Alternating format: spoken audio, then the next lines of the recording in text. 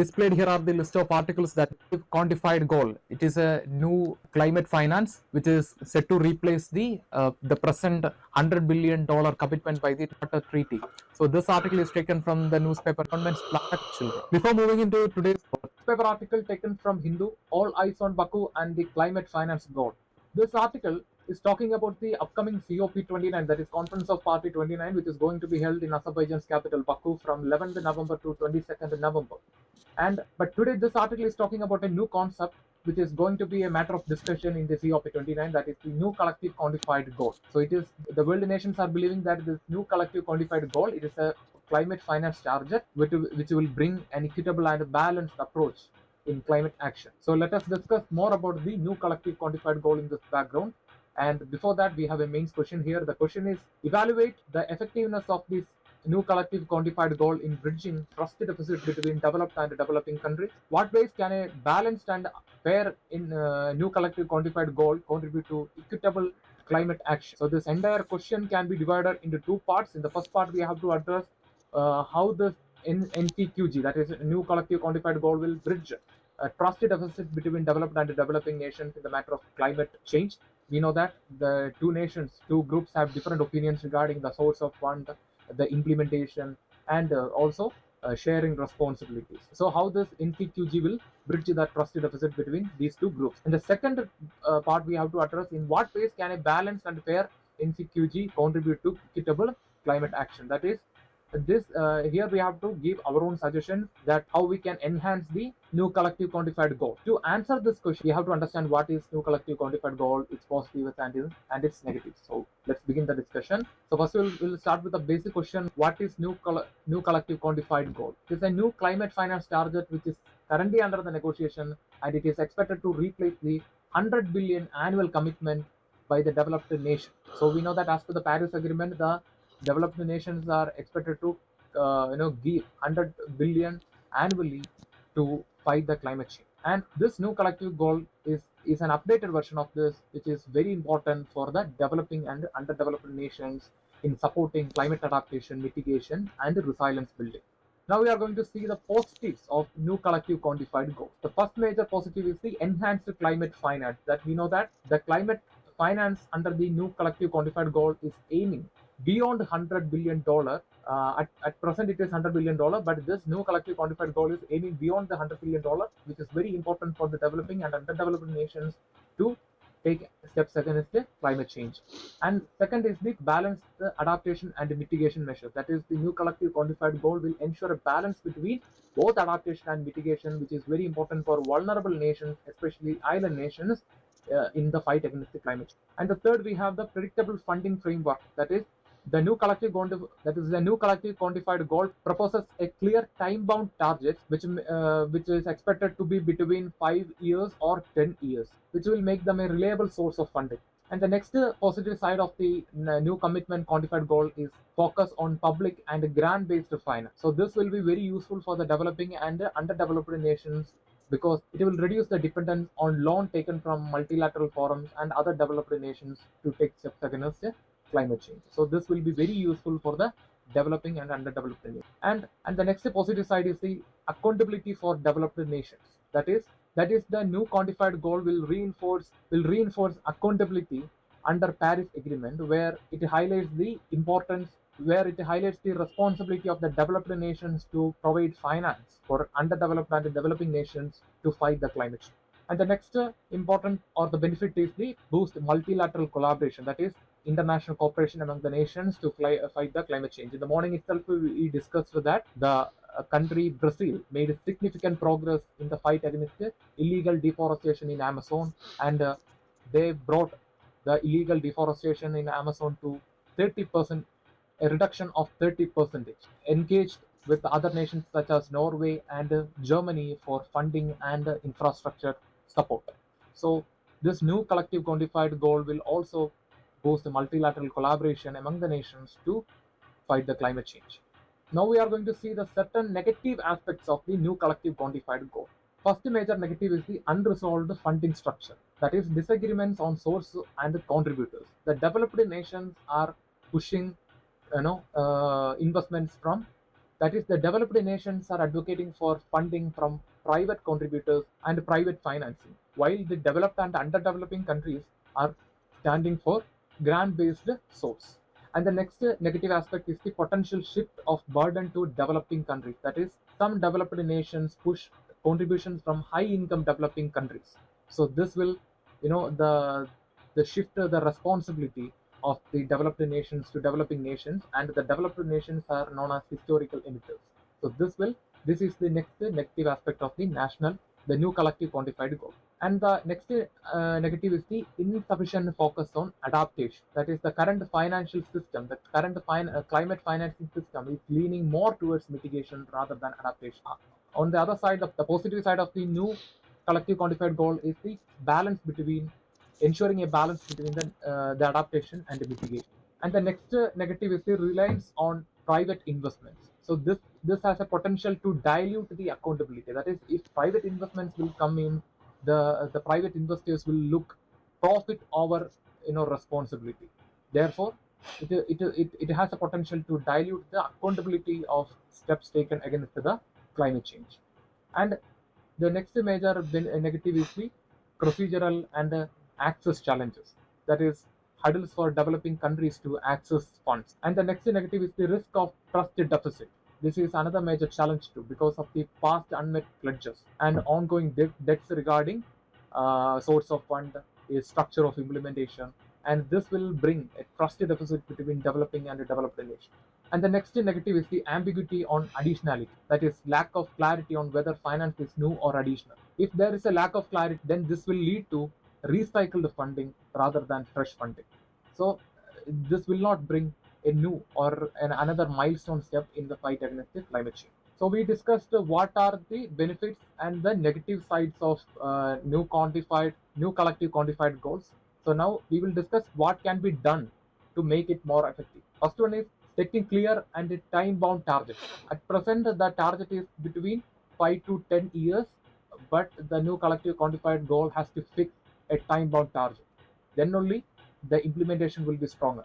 And the next is the boost adaptation funding. This is very essential to focus balance on both adaptation and mitigation. Rather than then only it will bring a balance or a long-lasting result, especially for countries that are vulnerable to climate change. And the next can be done is the simplifying fund access. That is, reducing the hurdles or procedures to access fund. So this will ensure timely accessibility for developing and underdeveloped nations to climate funds.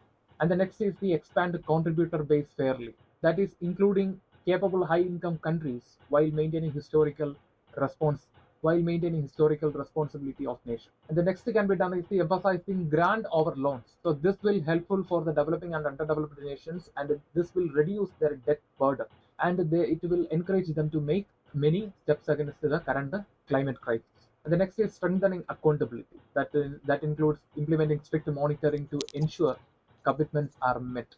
And the next is encouraging global partnership. So in the morning itself, and now also we discussed the how the cooperation between the Brazil, Norway, and Germany, brought an effective result in reducing the deforestation in Amazon. So such global partnerships can be encouraged for making effective and long-lasting results, and this will be very supportive for organizing cooperative funds and implementing strong sustainable projects. So in this topic we discussed what is new collective quantified goals, its positive side, its negative sides, and what can be done to make it more effective. So with this we will move to our next article, and before that try to answer the main question as we discussed. Look at this newspaper article taken from the Hindu, India, Pakistan, and modifying the Indus Waters Treaty. I once again welcome you all to exclude that and enroll for this particular. And in the third article, we'll be seeing about new judgment given by our Supreme Court. So without any delay, let us get into the article discussion. Civil Media team, and this is Abhinaya Sampath for today's editorial article analysis for the date of 5th of November 2024. So displayed here are the list of topics for discussion along with the mains practice question. So the first article discusses about two major verdicts would be given by today by the Supreme Court.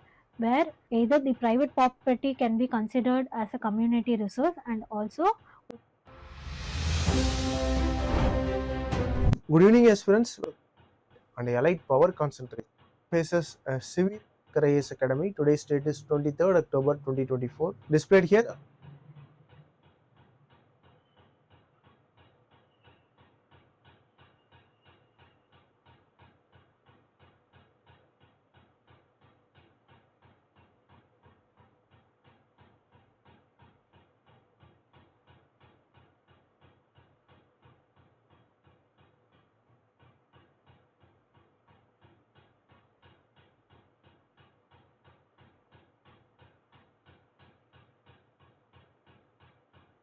Clear accountability.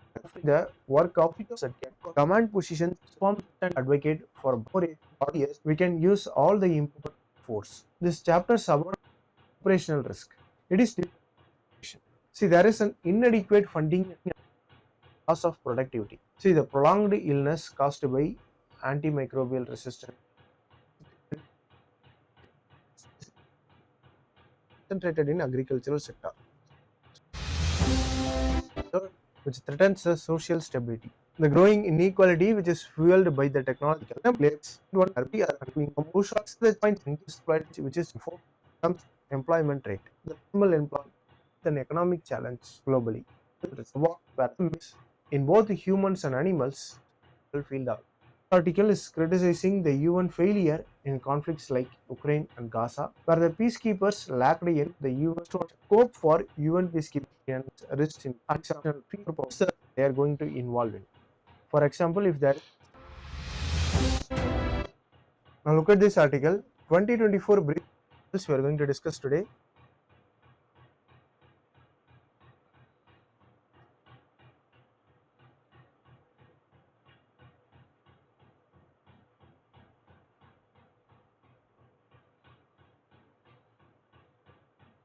Sustainability, which is going to be held in D. With this, let us conclude the discussion and move to the next news article.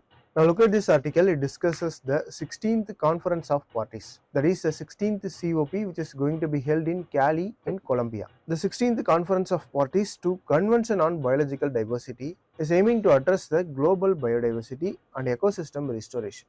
There was already a 30 into 30 goal, which aims to protect the 30% of world's land and waters by 2030. So in this context, let us discuss the basics of the Conference of Parties of Convention on Biodiversity. The Convention on Biological Diversity, that is the CBD, is an international agreement to conserve the world's biological diversity. It was created to ensure that ecosystem, especially the species of animals and plants and the genetic diversity, are protected and used sustainably. It was initially adopted in 1992 during the Rio Earth Summit. It recognized the need to stop the rapid loss of biodiversity due to the human activities like deforestation, pollution, and climate change.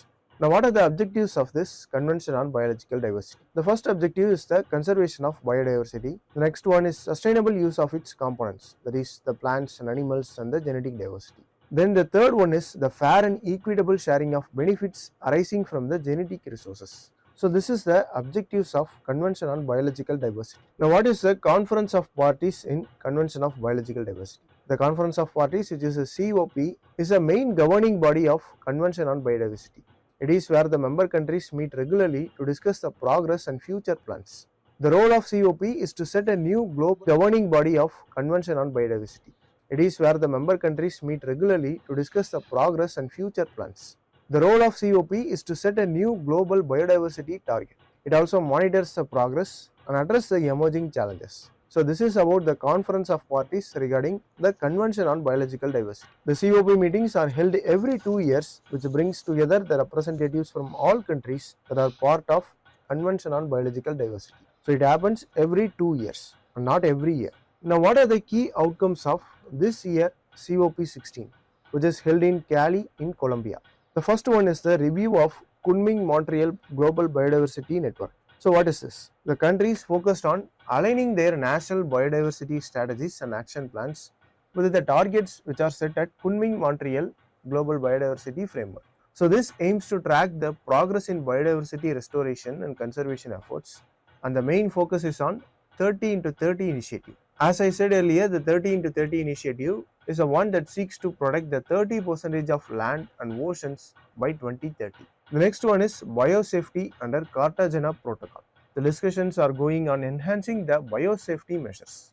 The biosafety, which is concerning the genetic resources of organisms which are modified, and when they are used across the borders, that creates a risk of biosafety. So the Cartagena Protocol is regarding the biosafety of the genetically modified organisms. The Nagoya Protocol and genetic resources. It is about strengthening the equitable sharing of benefits from the use of genetic resources. It also focuses on indigenous communities and local populations. The next about the financial mechanisms. The revision of biodiversity financing, especially the need for financial support to meet the Kunming-Montreal Global Biodiversity Framework.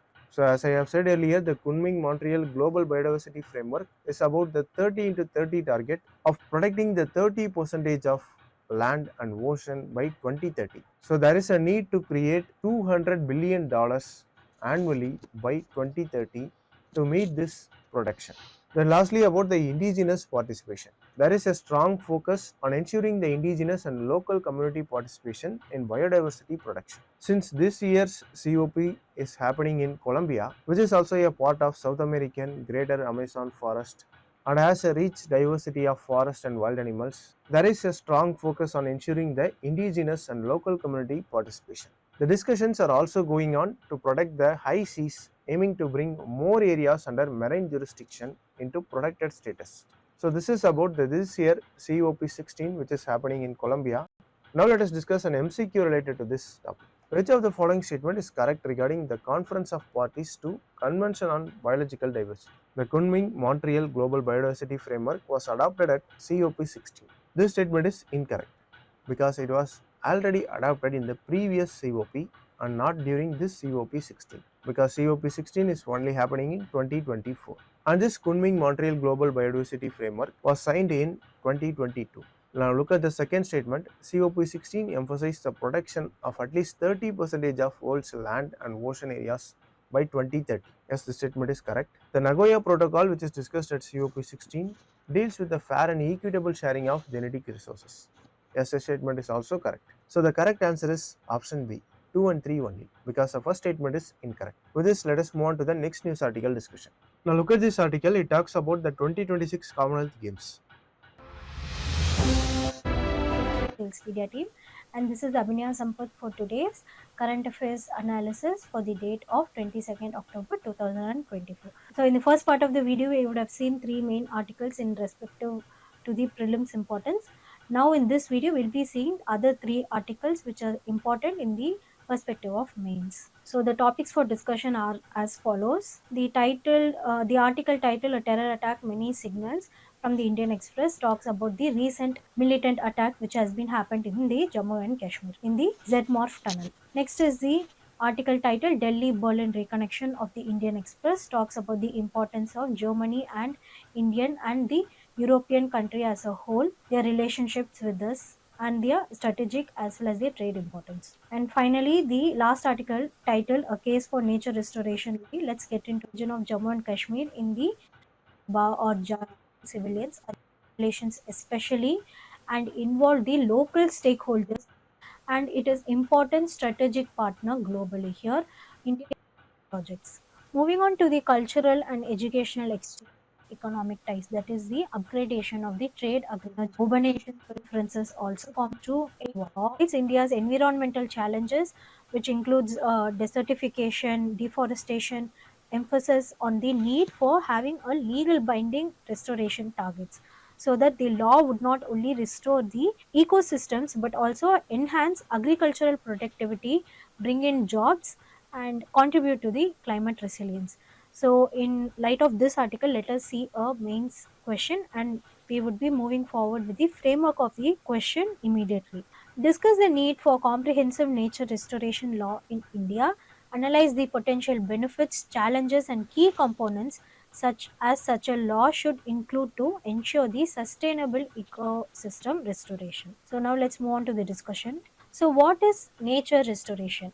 This law seeks to reverse the environmental degradation, thus it focuses on restoring the ecosystems that has been damaged by human activities. So the key goal is to first restore the biodiversity and to bring back the native species to promote ecological balance. Next is to combat the climate change, such as restoring the ecosystems, for example, forests, wetlands, mangroves, can help for the carbon sequestration and protect against the natural disasters like flood and cyclones.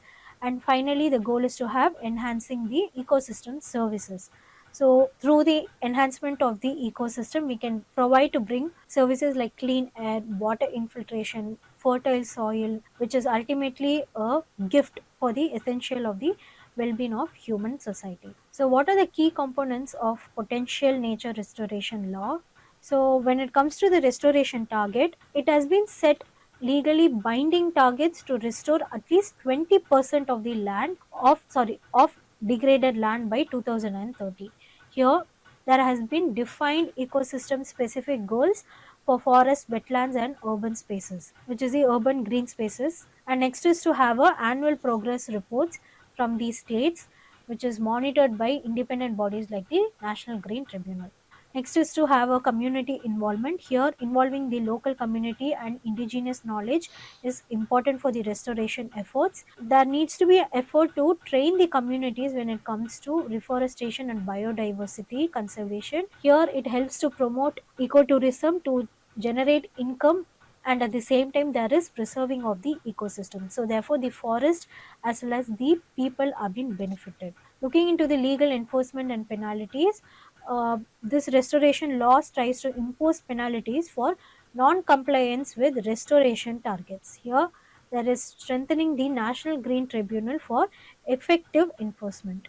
Next is restoration of the specific ecosystem. So there is focus on afforestation and biodiversity restoration programs, including the enhancement of the Ramsar sites, strengthen the river ecosystem like the Namami Ganga, for example, and mandate the urban green spaces for restoration to counter the urbanization impacts. Especially for cities and urban cities, metro has been a very big issue when it comes to green space.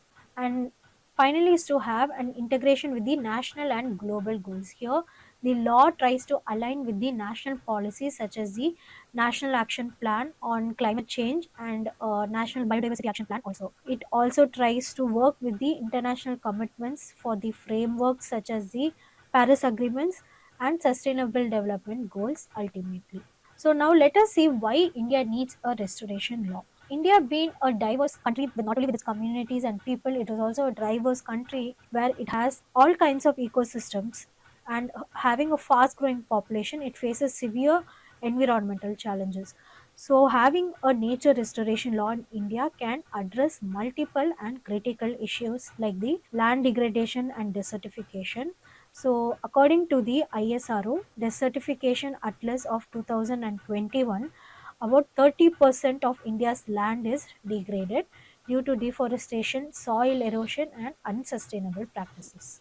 Here, the nature restoration law can mandate the restoration of the degraded lands and help India to achieve land degradation neutrality, that is the LDN target, which comes under the UN Convention to combat the desertification or UNCC. And next is to have a biodiversity conservation. India as a mega diverse, it is a house for almost 7 to 8 percentage of world species, yet it faces threats from habitat loss, pollution, climate change and infrastructural projects obviously. So the law can act as an enforcement to bring in restoration of the biodiversity rich areas, which is eastern Himalayas, Sundarbans and other wetlands, to support the endangered species. Next is combating the climate change. Here, restoring the carbon sinks is one of the important aim. Restoration efforts can help India in meeting the NDC, that is the nationally determined contributions under the Paris Agreements. So it also helps in the climate resilience. Ecosystems like the mangroves and coral reefs can enhance coastal protection along with a high risk of sea level rising and extreme weather events. Cities under the seashore having the rise of sea levels is such a question for its existence in itself. Next is providing ecosystem services. Here, due to this restoration process, as I told before, there are vital services which can be provided with even more quality and with even more quantity. It can also help to provide soil purification, soil fertility increase, and also a natural flood control. So this can ultimately lead to the increase of food security in a country. And finally, it's to have a sustainable livelihoods. Here, due to this restoration law, there is an impact on communities where many rural communities rely ultimately on the ecosystems for their livelihoods. Here, these projects can create green jobs, which is ecotourism, afforestation, supporting rural employment schemes like the Manrega. So, thank you everyone for watching this video. Don't forget to give a like, comment, and a share. And to further not to miss any other content, subscribe to our channel. Thank you and have a nice day.